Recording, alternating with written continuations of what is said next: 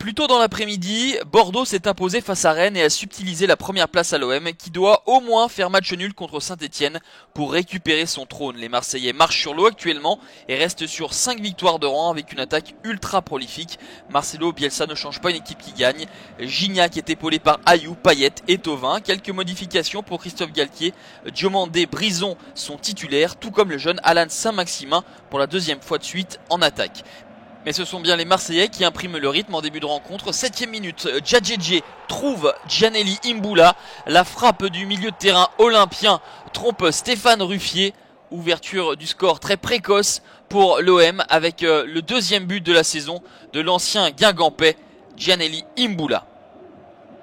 Une balle idéalement placée, pied gauche. Stéphane Ruffier voit la balle au dernier moment et ne peut la sortir du cadre.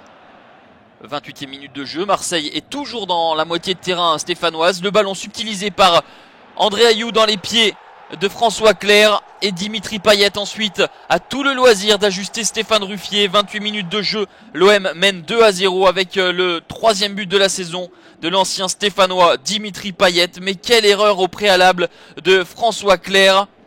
Et ensuite avec cet OM, cela ne pardonne pas.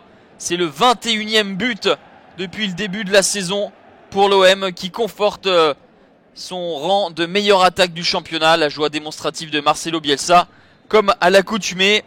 Et l'OM mène 2-0 à la pause. C'est amplement mérité pour des Marseillais dominateurs dans tous les secteurs du jeu. Les Stéphanois pris à la gorge sont dans grande difficulté et doivent absolument réagir pour ne pas subir une déconvenue du type de celle subie au Parc des Princes avec une défaite 5-0, mais Vlutterding a cédé sa place, blessé à Fabien Lemoine, et ce changement de système va mieux convenir aux Stéphanois. Dans le même temps, les Marseillais vont reculer un petit peu.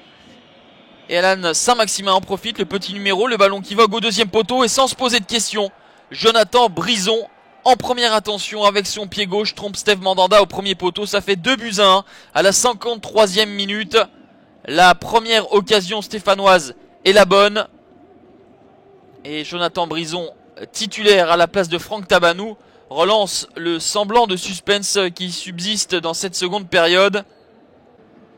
L'OM avait imprimé un rythme infernal en première mi-temps. Le rythme est un petit peu redescendu en deuxième. Romain Alessandrini, qui a fait son apparition, chauffe les gants de Stéphane Ruffier.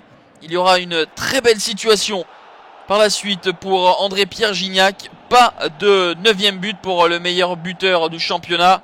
Mais on en restera là. Impressionnant en première période. Les Olympiens ont relâché leur étreinte par la suite, mais signent tout de même leur 6e victoire consécutive et retrouvent la première place avec 2 points d'avance sur Bordeaux. Saint-Etienne glisse en 6e position.